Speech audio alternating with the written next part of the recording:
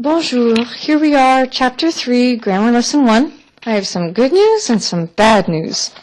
The good news is, well, it relates to the prepositions we use when we talk about going to, or living in, or being at, or coming from a country. In English, when we're talking about being in a place, at a place, going to a place, we have all these different types of prepositions. Sometimes we say at, and sometimes we say in, and sometimes we say to.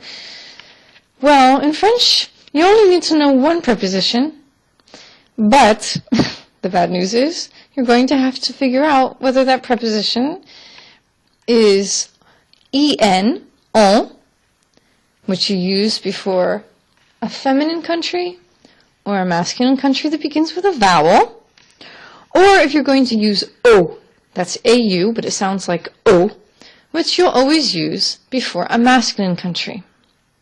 So, there's the good and the bad news. And when you say coming from, it's a little easier in both. Coming from, in English, you always say from, being from.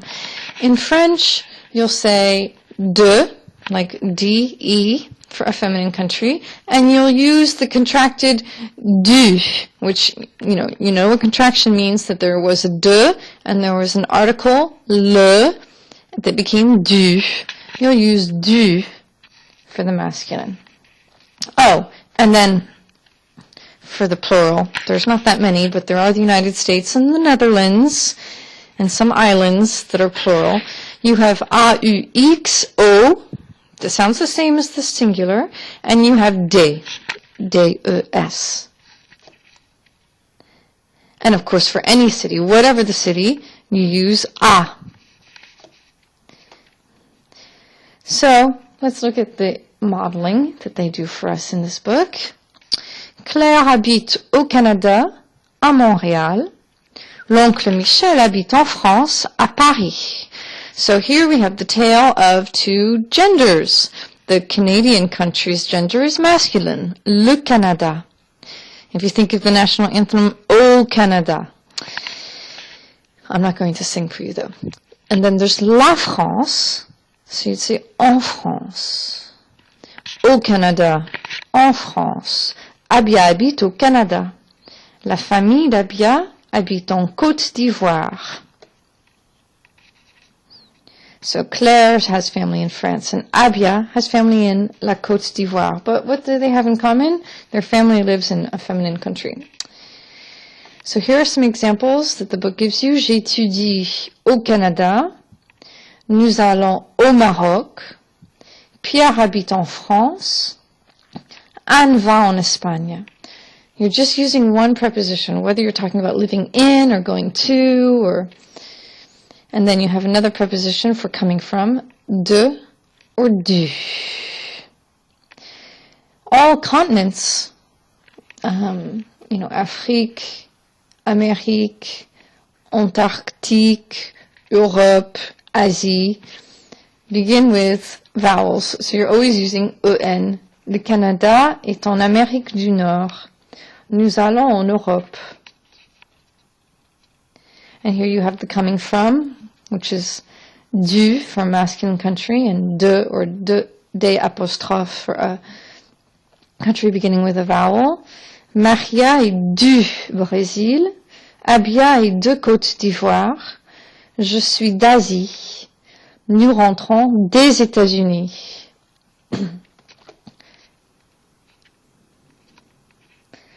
The same goes for states in the United States. You say en Californie because Californie is la Californie. Sarah habite en Californie. Nous allons au Mexique. Nous allons au Nouveau-Mexique. Elle étudie au Québec. Tom va dans le Colorado. What your book is not explaining to you is that with masculine states, you say dans le. You don't say au, except for Texas. Tom is from Colorado, though, would be du. Tom et du Colorado. And for Ohio, which is masculine, you would not say d'Ohio, for obvious reasons. It sounds ridiculous. You would say, je suis de l'Ohio.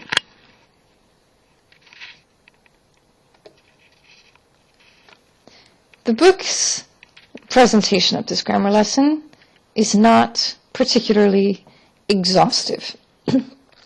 And I'm not going to supplement. I would like you to just be able to get by, to get through these book exercises, and to start getting the hang of the basic notion of masculine and feminine countries, learning the major masculine and feminine countries, and learning the big picture. So when you do activities like où vont-ils, it's holding your hand as you walk through. Je vais au, and then you try to figure out, no, cross out Paris, because that's a city, I would say. Je vais à Paris. No, cross out Espagne. Not only does it begin with a vowel, but l'Espagne is feminine. Je vais en Espagne. So it's le Maroc. If I go to Maroc, I would say, je vais au Maroc. If I live in Maroc, I would say, j'habite au Maroc. So use the same process of elimination to teach yourself. And the same will go with this next activity. But before you do this next activity, you may want to watch the tutorial or my Tegréti on the verb venir.